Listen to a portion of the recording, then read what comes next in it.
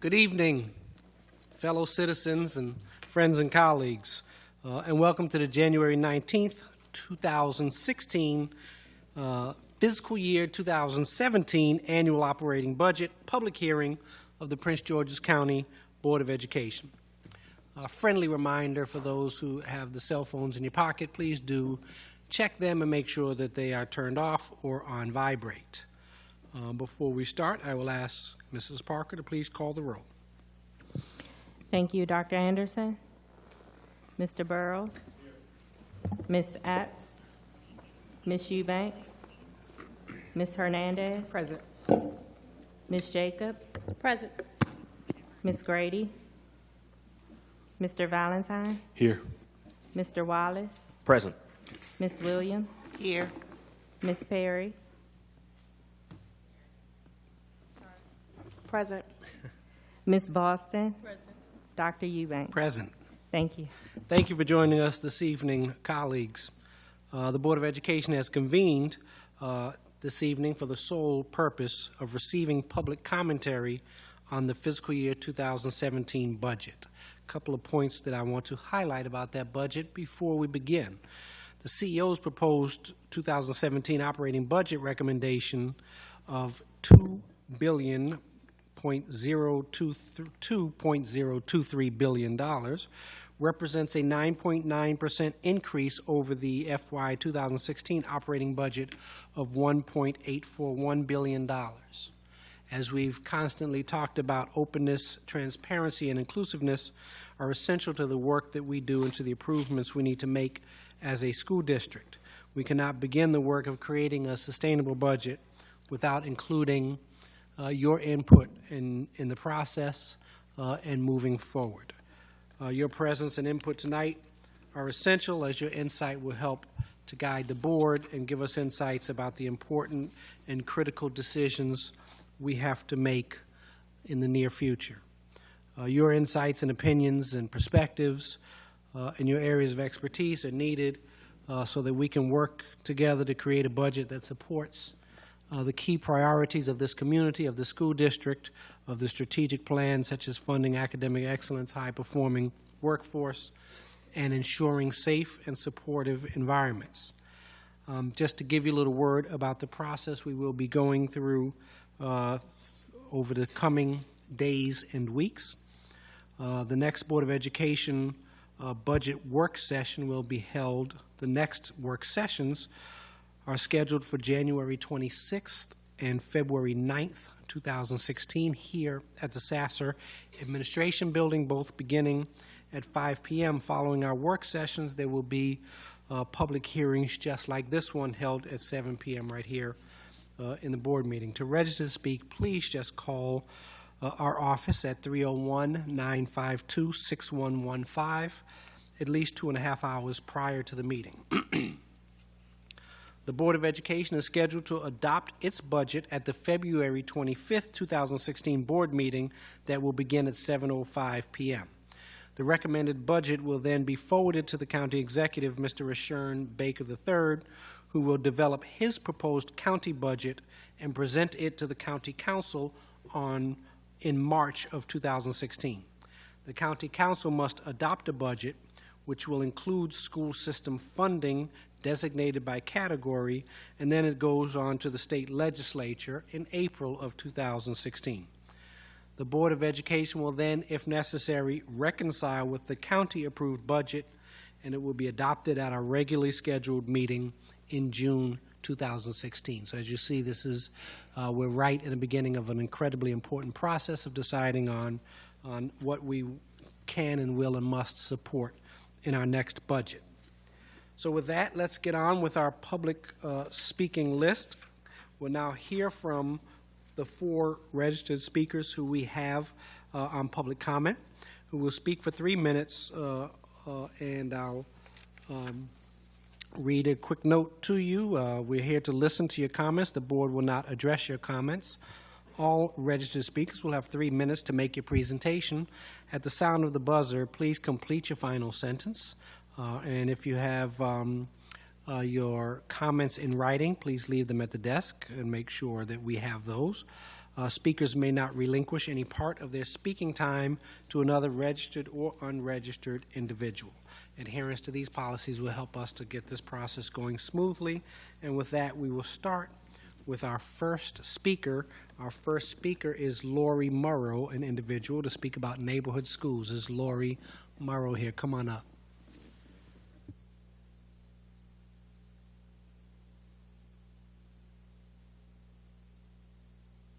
See a little button there to turn it green. You got it? Okay. Good evening, Dr. Eubanks, board members, Dr. Maxwell, staff, and community members. My name is Lori Morrow, and I currently have a second grader at Tulip Grove Elementary School and a seventh grader at Benjamin Tasker Middle School. Tonight, I'm not here to speak about either of those schools specifically, although I will congratulate our Tasker boys basketball team on winning the PGCPS Middle School Championships this month. Go Tigers. Instead, I want to speak on behalf of every parent who supports our neighborhood schools, every parent who likes that they live within walking distance of a school, every family who doesn't win the specialty or charter school lottery, and every family who prefers not to add 2 hours of bus time to their children's school day. It's great that PGCPS offers so many diverse specialty programs, academies, and creative opportunities each year. But the reality is that the majority of our students will not spend their 13 PGCPS years in these programs. Over the last 8 years, I've seen budget fluctuations, board reorganization, and growing emphasis on testing and data. But test scores alone will never make our system great. What makes school great are teachers with passion and kids who are excited to learn. You don't get those things from testing and data. You get those from art and music and hands-on learning. Greatness comes from having manageable class sizes and adequate recess time, from having well-stocked libraries and full-time media specialists, from allowing teachers to think outside the box and providing them the materials and support to do so. Greatness in PGCPS should not be limited to the students in selective programs. The school system in this county will not be great by choice until every neighborhood school is great on its own. Now, I'm certainly not an expert on school budgets, but I'm a parent and a volunteer who has watched this process for 8 years. Funding is important, but so is creating a culture at all levels and departments within PGCPS that anything less than great is simply unacceptable. I have watched many friends and neighbors move out of Prince George's County or transfer to private schools because they are tired of feeling ignored, tired of fighting with the school system, and tired of waiting for change. My question tonight is, how is this $2 billion budget going to shift the culture of PGCPS? How is it going to make sure that every staff member is focused on working with our families to make the system better? And what is it providing at our neighborhood schools to ensure that each and every student receives that great education? Our students are much more than test scores and data, and hopefully our priorities will reflect that. Thank you. Thank you. Our next speaker is Rhonda Harris, an individual speaking on school-based budgeting for a Spanish immersion program.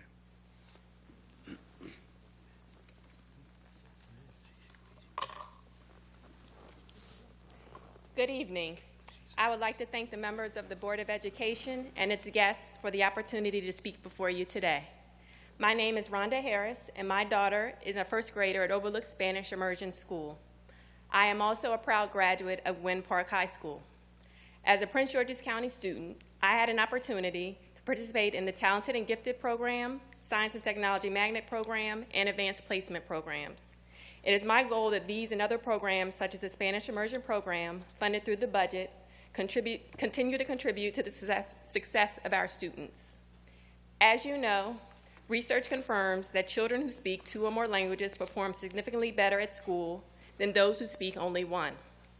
Bilingual and immersion education fosters intellectual ability, higher self-esteem, enhanced creative understanding, and appreciation of other cultures. The board is to be recognized for supporting such a groundbreaking, innovative program. But now this program requires your ongoing support to ensure its success.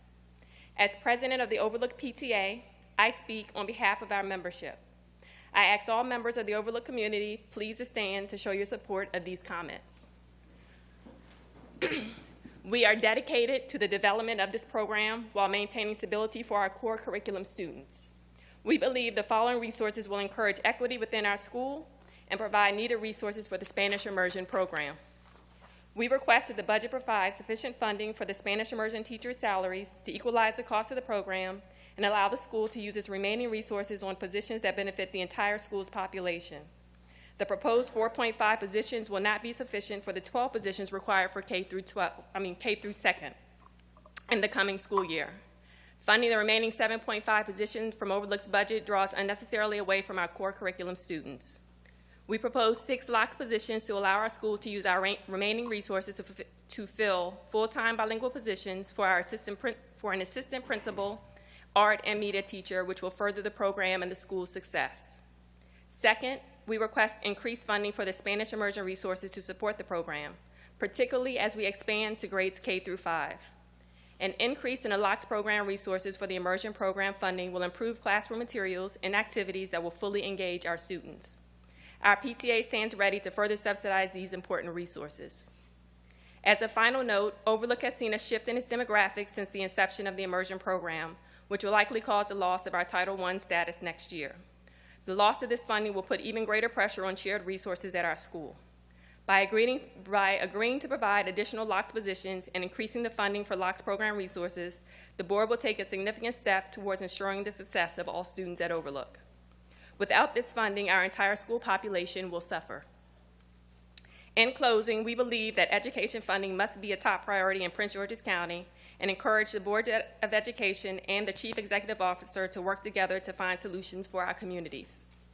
The Overlook PTA remains committed to working with all parties to bring funding to a sufficient level in order to meet the needs of all students at Overlook, while providing the Spanish immersion program the necessary resources. Wrap up. Thank you. Thank you very much.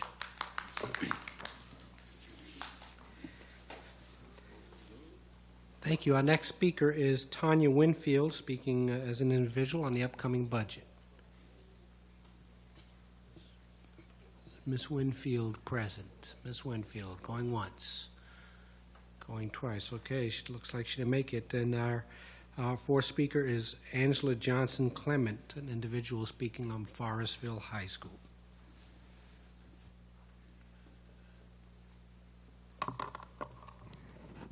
Good evening.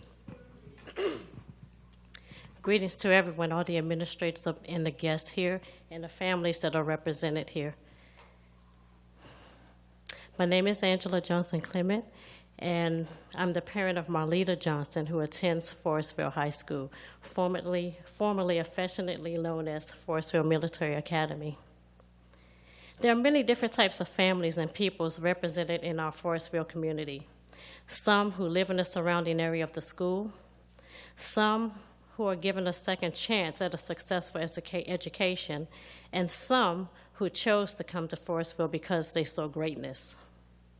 Our story is one of choice. You see, Marlita has always been on the honor roll all throughout her education experience. So when she came to me and she said, "Mommy, I want to go to Forestville," I looked over the information.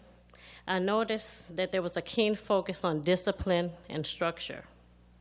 I asked her, "Why this school? What makes you really want to go there?" What she told me I would never forget. She said, "Mommy, at that school, they don't play." She told me I wouldn't have to worry about being protected, and she said, "The drill team came to our school, and I want to be on that team." Well, she has not only continued to excel academically by maintaining her high honors throughout her high school program, but she also excels on that drill team. She's one of the commanders on the Forestville drill team today. She also participates on the wrestling team and the softball team. My job as a parent is to continue to encourage her and to support the decisions that she makes towards her future. I'm her guide. I'm not her dictator. So when she chose Forestville, I believed that she believed that that could help make her dreams come true. She has excelled in every way, And with the help of the parents' support, the school support, she has become successful and has helped others to do the same thing. In conclusion, I just want to make a point to say that the most optimistic view in any situation is what promotes a positive change. With a continued supportive stance, the Forestville community, for the Forestville community, our students can become productive citizens with a heart to give back.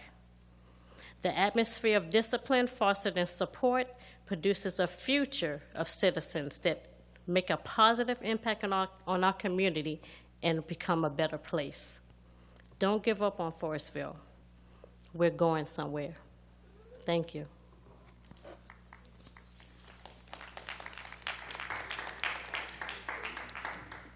Thank you. Okay, that is the last registered speaker on my list this evening. Colleagues, we will be having our next public hearing on January 26th, 2016 at 7 p.m. right here.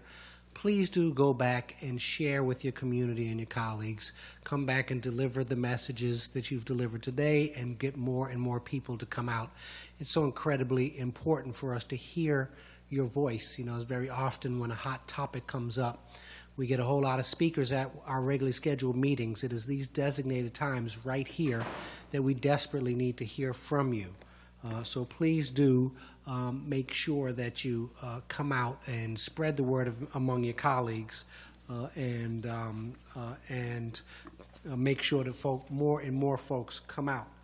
I see some very dapper and clean young men in the audience today that look like Boy Scouts. Am I right about that? I want to thank these young men and their leader for coming up. Stand up, young men, if you would, for us, please. Thank you.